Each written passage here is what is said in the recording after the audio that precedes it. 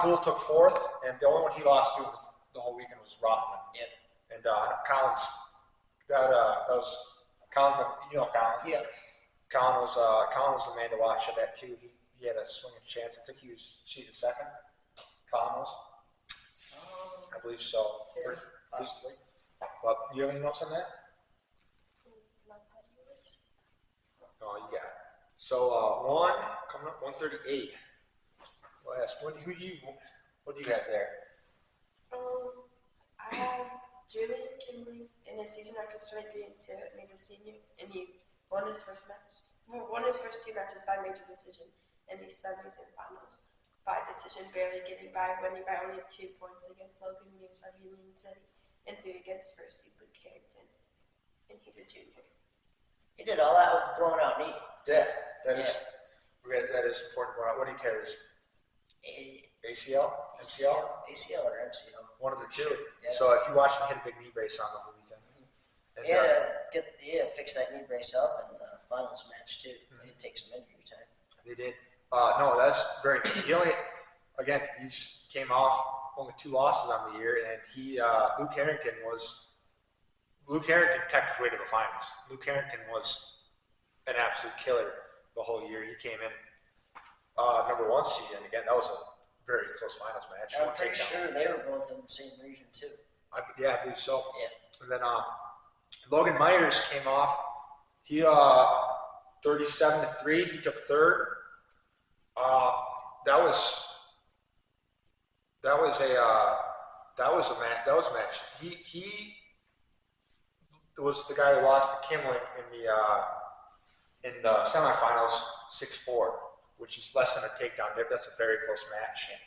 And I would like to say little honorary call out. The guy who took 4th was a freshman, Remy Yankoff, and he beat Kimling in regionals. He's the guy who beat Kimling in regionals. Oh, so it wasn't. It wasn't. No, it wasn't a rematch. No, it wasn't a rematch. I do have that because which is a good win for him. Good freshman year there. I was pretty excited for it. Did you know Kimling before or Yankoff? Yankoff? No. Lathan Hallworth took 7th after a short season because of a torn hamstring. I'm pretty sure. I see. How many matches did he have? It was only like 11 or 12. It was under 50. Yeah. It was not have many matches. He had 11 wins and 1 loss coming into it or something. Yeah, like 3 losses overall. His district and regional champ. Yeah, no, that is the way to get it done. Way to come back. And moving up, we have 44. You got a lot of those on this 44, don't you? Kinda. Let's hear it. The champ was a freshman, Beckett Campbell, and he won 3 of his matches by fall and 1 by tech fall in the beginning of the second. He had a 15-3 overall record. His pins in the quarterfinals was 2 minutes and 39 seconds. Semis was 4 minutes and 41, and finals was 5 minutes and 20. His opponent had no issue getting there. His first round was 17-0, and then a 28-second pin and a 34-second pin to secure his way to the finals. So. Yeah, again, yeah. No, Beckett Campbell, freshman, again. That's Halen Buell. And Halen Buell in the finals. 2 studs. They're very, Buell's the junior coming in. They both have very impressive records, 52-3, 50-3. Buell's the first seed coming in, and again, like Angellaya said, he kept his way through and pinned his way through. And so yeah, that was a fun match to see. Campbell obviously got it done with a decently late pin, so we're really excited to watch Campbell in the future. You come out in your first year with that dominant of the year, it's gotta feel pretty good. But Buell was a returning state champ too. That was a good point. Thank you. Buell was a returning state champion, and so that is a very good win.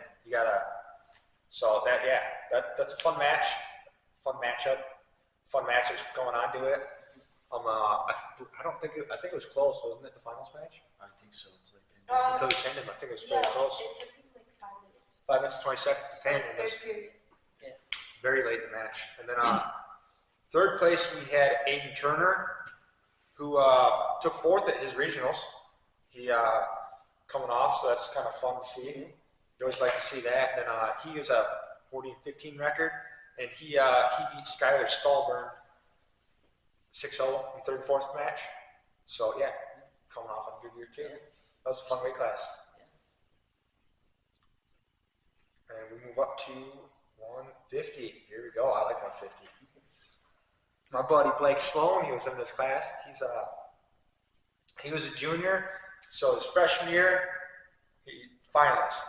Sophomore year, finalist. Come out this year, and he had it interesting because he was not a regional champ, and he lost via injury. It was he had a slam, and the guy injury defaulted out, so that's it cost Sloan the loss on a illegal slam. But what I hear is it was knowing Sloan and knowing all that sounded like pretty controversial.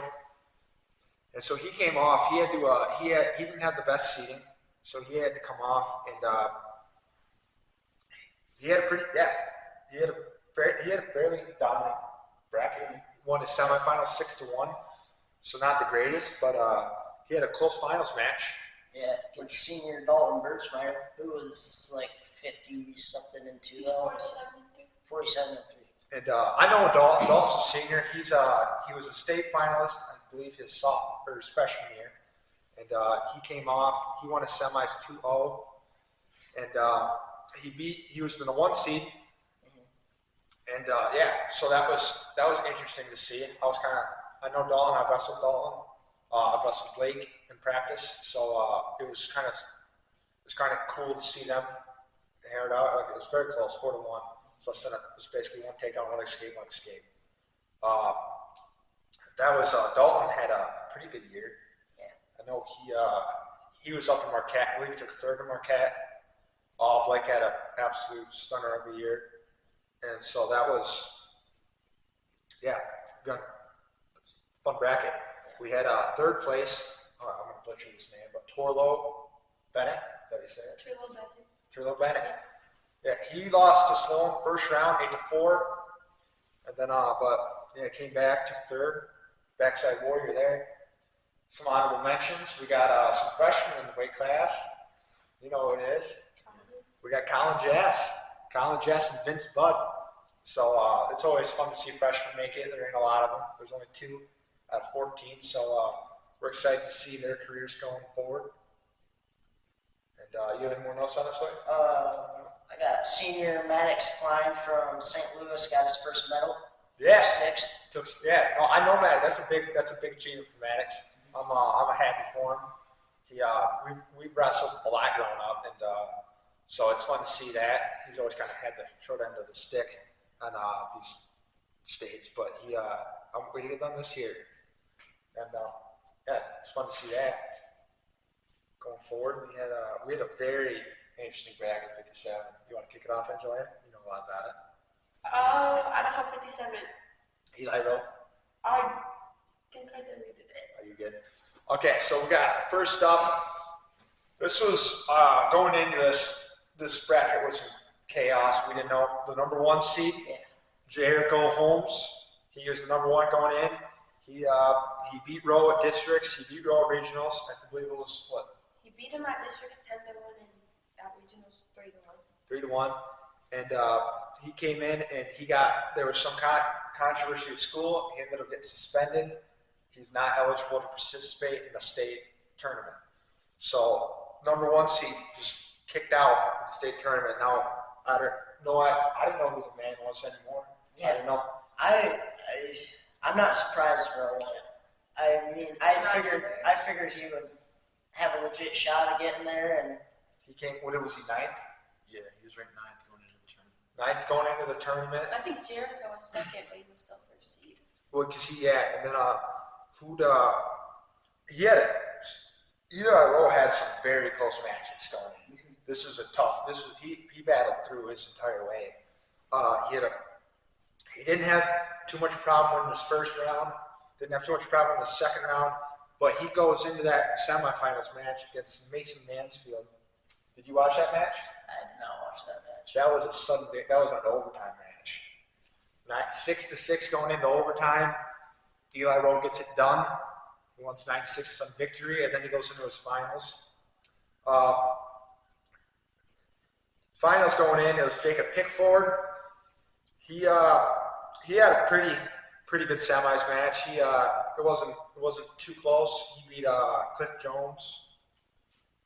Then he goes into the finals match. I think that's a super close match. Another 4-2 finals. We got a takedown. We got escape. And then Mansfield, who I mentioned earlier, lost to Rowe in overtime in semifinals. Kicked down to the backside of the bracket. He had a good year. He was 15-4 in the year. He pinned everyone except for Rowe in his fourth match against Cade Bradburn. You know Cade? I know Cade. He was on he's TMB wrestler over the summer, Disney Duels. Really good kid, and he had Mason kind of took it to Cade a little bit, 16-4 major. But no, again, that was the exciting matchup just to see how everything was going to go from there. I feel like that whole weight class was exciting because I felt like even with Jericho being the number 1 seed, if he was there, I still feel like it could have been a toss-up anywhere. No one knows it could have happened. It definitely doesn't. Eli Rowe won that bracket, that's for sure. He came out and he battled hard, and I respect it. I feel like even if Jericho and Eli were going first, I feel like Eli would. I don't know. I feel like Eli would come in clutch and win.